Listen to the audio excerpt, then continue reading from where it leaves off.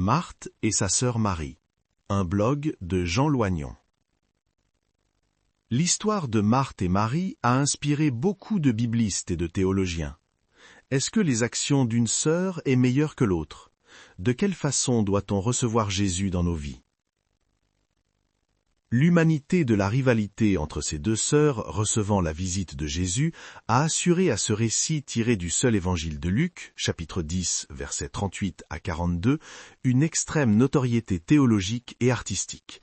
Mais sa concision l'a exposé au risque de questions multiples, dont les réponses sont probablement plus les nôtres que celles de Jésus.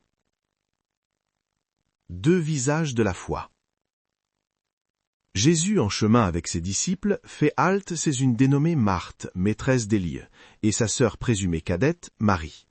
La première va s'activer pour recevoir son hôte illustre, la seconde se contentant de l'écouter silencieusement, assise à ses pieds.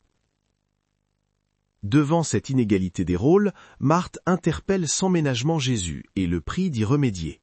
Mais Jésus refuse d'entrer dans ce différend sororel et entérine la situation par des mots mêlant douceur mais aussi ambiguïté. C'est ainsi qu'est née l'image d'une Marthe vouée aux tâches matérielles et d'une Marie choisissant l'écoute contemplative de la parole, deux visages de la foi qui vont traverser le vécu des églises jusqu'à aujourd'hui. Avec une hiérarchisation des deux attitudes, Marie la spirituelle l'emportant sur Marthe l'activiste. Marthe, une femme au service des autres.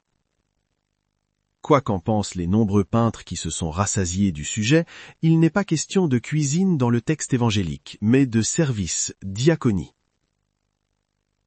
Précédant le récit, la parabole du bon samaritain a détaillé ce que pouvait être le service envers son prochain, bien au-delà des questions de cuisine.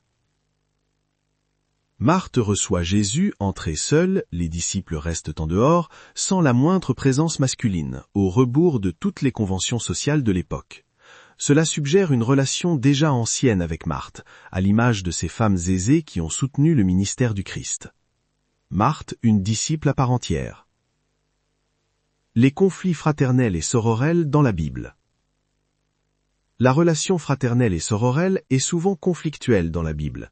Caïn et Abel, Jacob et Ésaü, Joseph et ses frères, mais aussi Léa et Rachel, qui durent partager un même mari, Jacob. Dans le cas de Marthe et de Marie, on sent une même volonté de plaire à Dieu, mais par des voies différentes. On sait dans le cas de Caïn à quelle extrémité l'a conduit la préférence de Dieu pour les offrandes d'Abel. Cette référence donne une touche d'anxiété au récit de Luc, qui pose cette question infinie. Mon attitude est-elle celle qui assurera mon salut?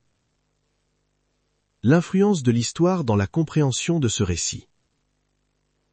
Saint Jérôme traduit dans la Vulgate latine la réponse de Jésus. Marie a choisi la meilleure part, interprétant librement la bonne part du texte grec, fixant ainsi durablement dans le catholicisme la supériorité de la foi contemplative sur la foi engagée dans l'action. D'autres pères de l'Église ont réhabilité l'attitude de Marthe, peut-être aussi pour mieux cantonner les femmes dans des rôles dictés par le patriarcat ecclésial. Mais Jésus n'a pas reproché l'activisme de Marthe, mais en a seulement, et gentiment, souligné le risque de débordement. Était-ce à ses yeux la bonne part de Marthe, comme Marie avait choisi la sienne, celle qui lui ressemblait? Rien n'est dit des réactions des deux sœurs, mais l'évangile de Jean nous les montrera, unies et solidaires dans la détresse de la mort de leur frère Lazare. Et là, la plus croyante n'est pas celle que... Cet article s'est nourri du cycle de Théovie consacré aux femmes du Nouveau Testament. Originellement publié le 9 avril 2025 dans Région Ouest, EUDF.